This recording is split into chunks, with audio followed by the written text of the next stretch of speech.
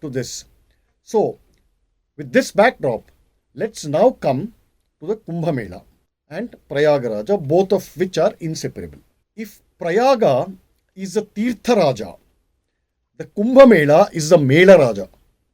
Okay. Or the undisputed monarch of all Tirtha Yatras. The Kumbh Mela is the undisputed king of all pilgrimages.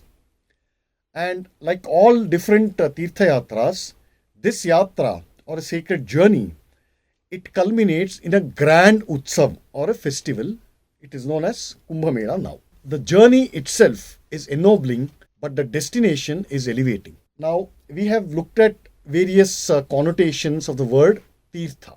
Since we are talking about Kumbh Mela, there is Kumbha meaning pot. Its origins can be traced back to the Samudra Manthana, but let's not go into that detail.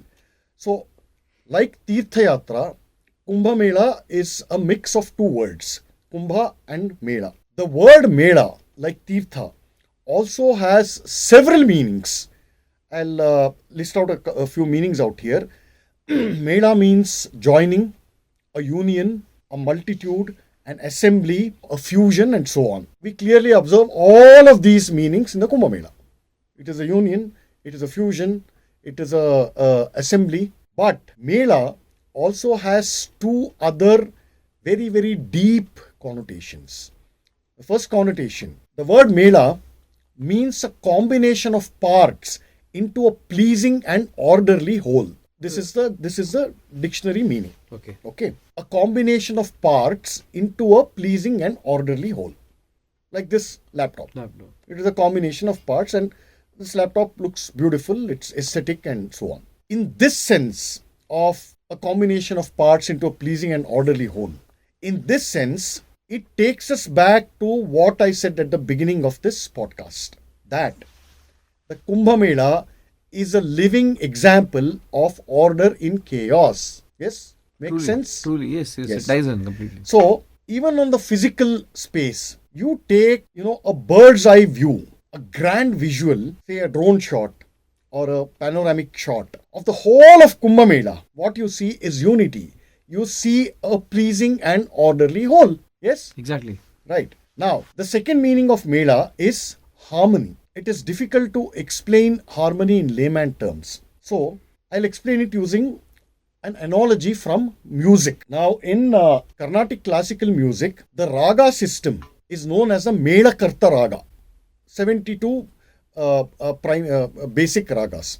It's like the alphabetical system, roughly speaking. So, you have this something called a Mela-Karta raga. In this case, in the sense of Carnatic music, the word Mela is defined as a harmonious arrangement of swaras or notes of differing frequency. This harmonious arrangement of different swaras is also known as Swara-Maitri or friendship among swaras.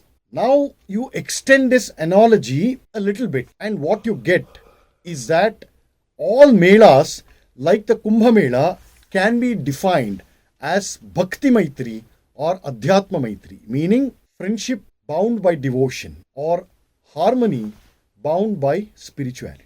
Let's look at what P.V. Kane says about this. Fantastic, this is a quote. Though the Hindu community was broken up into numerous castes, pilgrimages tended to level up all men by bringing them together to the same holy rivers or shrines. The traditions associated with holy places, the discipline through which the pilgrims passed, association with holy and philosophic men, and the whole atmosphere at the Tirthas made it easy for pilgrims to remain at a high spiritual level and inculcated in them a mood of reverence that lasted long after they returned from the pilgrimage. This is theory, okay?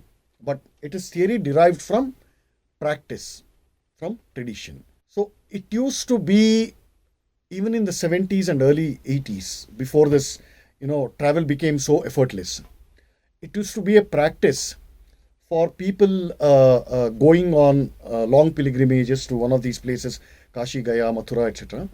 And when they came back, let's say Let's take a random name of some random village in Andhra, Pedakallepalli, situated somewhere in the interior of the Godavari district. Now, a bunch of pilgrims would travel to Prayag from there. It would take days, and then they would return after a few months. One of the first things that they did there was that whole village would assemble in that house or under a banyan tree, typically found in villages, and for days and weeks there would be bhajans, kirtans, and other villages who had not travelled out at all. They would listen with astonishment. They would listen with great devotion at all the stories that these returning pilgrims, would narrate.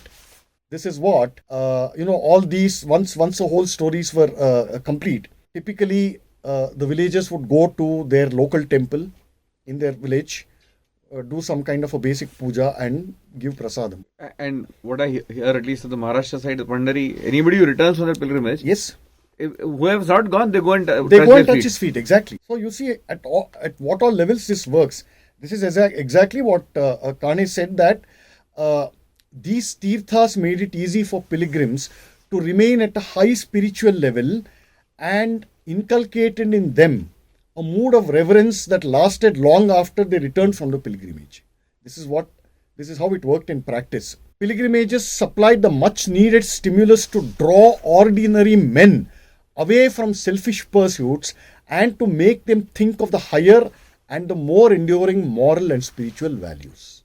If you do an honest study of great institutions, national institutions like Kumbh Mela, it also disproves the wild colonial exaggerations and spurious Marxist theories which basically define Hindu society exclusively in terms of so-called caste division and oppression. All Dharma Shastra treatises, all Puranas unambiguously and unanimously declared that there is no Varna Bheda or distinction based on social class during a Tirtha Yatra. Let's look at